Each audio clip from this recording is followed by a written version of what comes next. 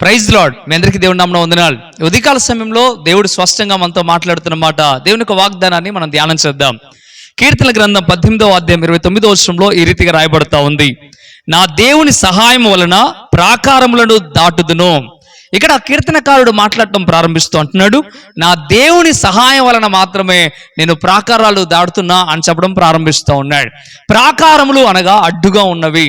అడ్డుగా ఉన్న వాటిని దాటగలగాలంటే దేవుని సహాయం చాలా అవసరం. ప్రియమైన దినబిడ్డలారా, మీ జీవితాల్లో కూడా ఎన్నో అడ్డుగా ఉన్నాయేమో.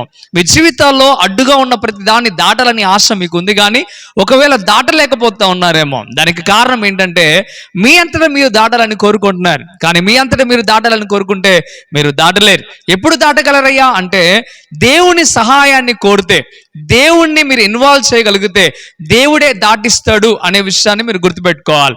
భయంకరమైన పరిస్థితుల్లో, నీ చాతకాని పరిస్థితుల్లో దేవుని మీద ఆధారపడి దేవుని సహాయాన్ని కోరాలి. ఈ రోజున దేవుని సహాయాన్ని కోరే వ్యక్తిగా నువ్వు ఉన్నావా? ఒకవేళ కోరే వ్యక్తిగా నువ్వు లేవేమో. అందుకే దేవుడు స్పష్టంగా చెప్తున్నాడు, మీరు దేవుని సహాయాన్ని కోరే వ్యక్తులుగా మీరు ఉండాలి అని కోరుకుంటా ఉన్నాడు. దేవుని సహాయాన్ని కోరినప్పుడు దేవుడు తప్పక మేలు చేస్తాడు. దేవుని సహాయాన్ని కోరినప్పుడు నీకు చేతకాని, నువ్వు చేయలేని ప్రతి దాన్ని కూడా చేయించడానికి ఆయన ఎంతగానో నేను ముందుకు నడిపిస్తూ ఉంటాడు. ప్రియమైన బిడ్డలారా, మీ యొక్క పరిస్థితుల్లో, మీ ఇబ్బందుల్లో దేవుని మీద ఆధారపడటం నేర్చుకోండి, దేవుని ఆనుకోవటం నేర్చుకోండి. తప్పక దేవుడు అద్భుతముగా మేలు చేసి ముందుకు నడిపిస్తాడు. తన కుమారులను ఆయన నడిపించడానికి వెనకాడు. ఆయన మన పక్షాన యాజ్యమాడటానికి దేవుడు ఎప్పుడు తోడుగా ఉంటాడు. దావీదు మహారాజు మీరు గమనించగలిగితే, దావీదు గొలియాతు మీద యుద్ధం చేయడానికి వెళ్ళినప్పుడు వడిసెల పట్టుకొని మాత్రమే వెళ్ళాడు. ఒక రాయి పెట్టి కొట్టగానే దావీదు కాలమే పడిపోయాడు. వడిసెలతో కొట్టినప్పుడు నుదుటి తగిలితే వెనక్కి పడాలి, కానీ ముందుకు ఎలా పడిపోయాయా అంటే దావీదు దేవుని సహాయాన్ని కోరాడు కనుక దేవుని హస్తం గొలియాతును నెట్టగా ఇదిగో దావీదు కాలం మీద గొలియాతు పట్టడం మనం చూస్తాం. అప్పుడు దావీదు విజయం పొందిన విషయాన్ని కూడా మనం గమనిస్తాం. ప్రియమైన దేవుని బిడ్డలారా, ఒకసారి ఆలోచించండి, దేవుని సహాయాన్ని కోరితే నువ్వు ఎలాంటి పరిస్థితుల్లోనైనా విజయం పొందే అవకాశం ఉంటుంది. అందుకే అంటున్నాడు భక్తుడు, ఎన్నో ప్రాకారాలు దాటడానికి దేవుని సహాయం అవసరం. అందుకే ఈ రోజున నీతో కూడా దేవుడు మాట్లాడుతూ ఉన్నాడు.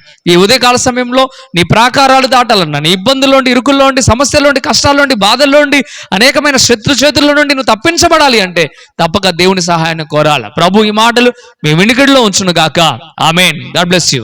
ప్రార్థన చేద్దామా? ప్రార్థన. పరిశుద్ధుడా, వందనాలు ప్రభువా. ఉదయకాల సమయంలో తేటగా స్పష్టంగా నిబిడలతో మీరు మాట్లాడారు. నిజమేనైనా సమస్యల్లో, కష్టాల్లో, ఇరుకుల్లో, బాధల్లో, శత్రువుల నుండి విడుదల పొందాలి అన్న ప్రతి ఒక్క స్థితిగతుల్లో మీ సహాయం మాకు కావాలి అంటే మేము మీ మీద ఆధారపడాలి. ప్రభా, భక్తుడు ఏ రీతికి అయితే ఆధారపడ్డాడో మేమందరం కూడా వింటున్న ప్రతి ఒక్క బిడ్డ కూడా మీ మీద ఆధారపడడానికి సహాయము దయచేయండి.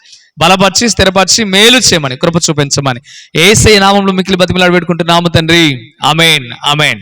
ప్రియమైన దేవులారా, ఈ వాగ్దానం ద్వారా దేవుడు మీతో మాట్లాడినట్లయితే తప్పక వీడియోని లైక్ చేయండి. అంతేకాకుండా మీరు కృపా టీవీ ఇండియా యూట్యూబ్ ఛానల్ ఇంతవరకు సబ్స్క్రైబ్ చేసుకోకపోతే ఇకనైనా మీరు సబ్స్క్రైబ్ చేయండి. ఈ వాగ్దానాన్ని అనేకులకు షేర్ చేయడం ద్వారా సువార్త ప్రకటించిన వారు అవుతారు, అనేకులను బలపరిచిన వారు అవుతారు. ప్రభువు మిమ్మలను, మీ కుటుంబాలను దీవించి ఆశీర్వదించి కృప చూపించును గాక.